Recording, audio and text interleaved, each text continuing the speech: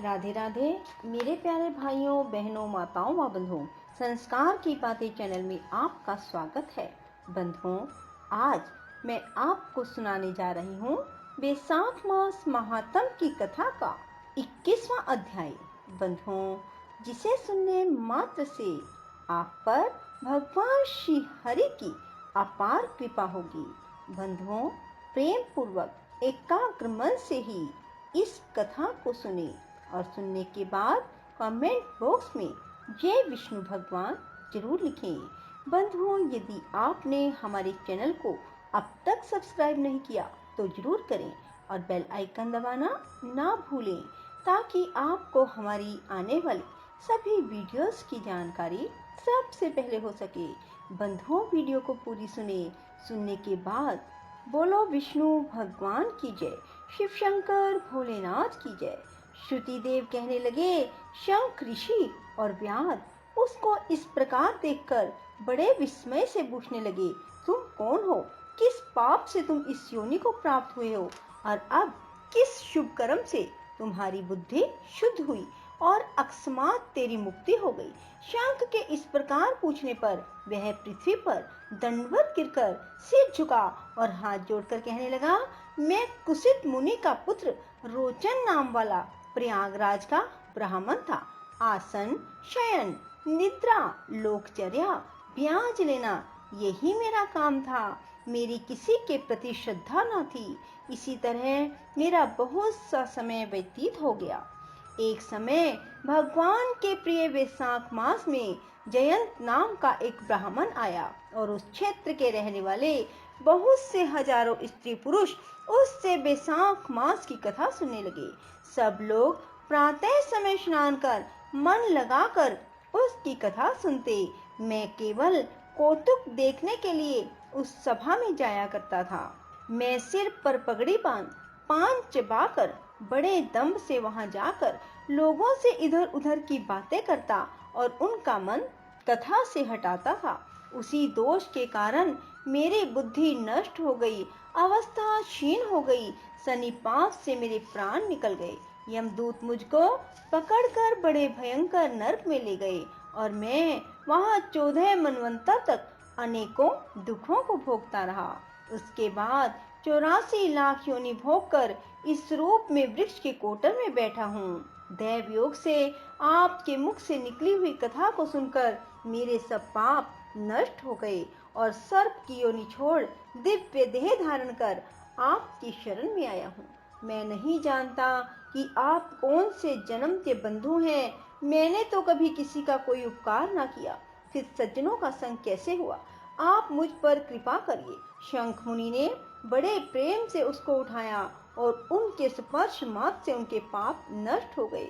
फिर उस दिव्य धूपधारी ब्राह्मण पर कृपा करके सब वृतांत कहने लगे। हे ब्राह्मण, वैशाख मास और भगवान विष्णु का महात्म सुनने मात्र से तेरे सब पाप नष्ट हो गए। तू क्रम से अतिवाहिक लोकों को जाकर फिर दर्पण देश के ब्राह्मण के घर जन्म लेगा और वेद शर्मा नाम से प्रसिद्ध होकर सब विद्याओं में निपुण होगा। प्रत्येक जन्म में तुझे जाति समृद्धि रहेगी।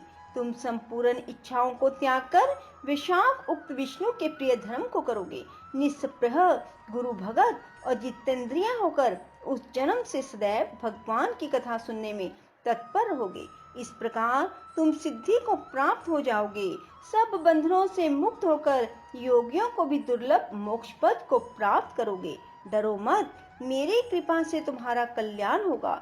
जो किसी प्रकार श्रद्धाहीन होकर भी भगवान के नाम का स्मरण करता है, वह भी निर्मल होकर मुक्त हो जाता है। जो श्रद्धा पूर्वक जितेंद्रिय होकर सुनते हैं और फिर उनका कहना ही क्या है, जो कोई भक्ति से अथवा द्वेष से भी कथा आदि करते या सुनते हैं अथवा भगवान की उपासना करते हैं, वे सभी मुक्त हो जाते हैं। भगवान के भिन्न यश से अंकित जो अनेक नाम हैं, उन्हें साधु महात्मा सुनते, गान करते और मनन करते हैं। ऐसी भगवान की सेवा में ना कष्ट उठाना पड़ता है, ना धन खर्च करना पड़ता है।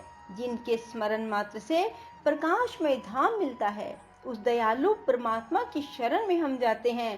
तुम भी उस नारायण की शरण में जाओ, बेशाक उपधर्म के कार्यों को करो, इसी से भगवान तुम पर प्रसन्न होंगे। ऐसा कहकर मुनीश्वर चुप हो गए। तब व्याध को देखकर वह दिव्य पुरुष मुनीश्वर से कहने लगा, महाराज, मैं धन्य हूँ। आपकी कृपा से मेरे पूर्ण भाग्य उदय हो गए। आपने मुझ पर बड़ी कृपा की, जिससे मेरी यह दुष्ट योनि चली गई। ऐसा कहकर वह परिक्रमा कर आज्ञा ले स्वर्ग लोक को चला गया। जब संध्या हो गई तो शंख मुनि भगवान के अनेक अवतारों और इतिहास की कथा सुनाते रहे। प्रातः काल में ब्रह्म मुहूर्त में उठकर शौच आदि क्रिया से निवृत्त होकर सूर्योदय से पहले ही स्नान कर संध्या वंदन और तर्पण आदि करके व्याध को बुला उसके सिर पर प्रोक्षण कर वेद से भी अधिक शुभदायक फल देने वाला राम 2 अक्षर का मंत्र जपने के लिए बताया। शंख कहने लगे, हे व्याध, विष्णु का नाम अनेक पापों को दूर करने वाला है। इससे हे व्याध, तुम निरंतर राम नाम का जप करते रहा करो। राम नाम का निरंतर जाप करने और विशाख उपधर्म का पालन करने से तुम्हारा जन्म वाल्मीकि ऋषि के कुल में होगा और तुम वाल्मीकि नाम से प्रसिद्ध होगे। इस प्रकार यह सब बातें व्याध को बताकर शंख मुनि दक्षिण दिशा को चले गए और व्याध कुछ दूर उनके पीछे जाकर हाय हाय करके वियोग में रोने लगा। जब तक नेत्रों से ओझल न हुए उन्हीं की तरह देखता रहा। फिर उठकर वन को स्वच्छ कर उस मार्ग पर प्याऊ लगाकर विशाख उपधर्मों का पालन करने लगा। वन के केत, पनस, जामुन आदि फलों को इकट्ठा करके श्रम के थके पथिकों को भोजन कराता। जूते, चंदन, छतरी, पंखा आदि से पथिकों की सेवा करता। उनको बालू का बिछौना बिछाता। रात दिन राम नाम का जाप करने लगा। इस प्रकार जन्म बिताकर वाल्मीकि ऋषि के घर जन्म लिया। उसी सरोवर के किनारे कृणु नाम के ऋषि दुस्तर तप करते थे। उनके शरीर पर बहुत दिन तक समाधि लगाने से दीमक की बांबी बन गई। इसी कारण उनको वाल्मीकि ऋषि कहने लगे। तप के अंत में स्त्रियों के गाने के शब्द सुनकर उनका मन चलायमान हो गया। एक भील जाति की स्त्री से उनके वाल्मीकि नाम का पुत्र उत्पन्न हुआ। यह वाल्मीकि बड़े ही तपस्वी और यशस्वी हुए, जिन्होंने मनोहर छंदों में संसार के सब बंधनों को काटने वाली राम कथा कही। श्रुति देव जी कहने लगे, बेशक उक्त थोड़े से धर्म अर्थात जूते दान करने से ही व्याध को कितना दुर्लभ ऋषित्व प्राप्त हुआ। जो कोई इस पाप नाशक कथा को सुनेगा उसका फिर संसार में जन्म नहीं होगा। बोलो विष्णु भगवान की जय हो। श्री राम जय राम जय जय राम। श्री राम जय राम जय जय राम। श्री राम जय राम जय जय राम। श्री राम जय राम जय जय राम। श्री राम जय राम जय जय राम। श्री राम जय राम जय जय राम। बोलो विष्णु भगवान की जय। श्री राम भगवान की जय। राधे राधे। जय श्री कृष्णा। बंधुओं, यदि आपको हमारी ये कथा पसंद आए तो इसे लाइक करें और शेयर भी जरूर करें। धन्यवाद।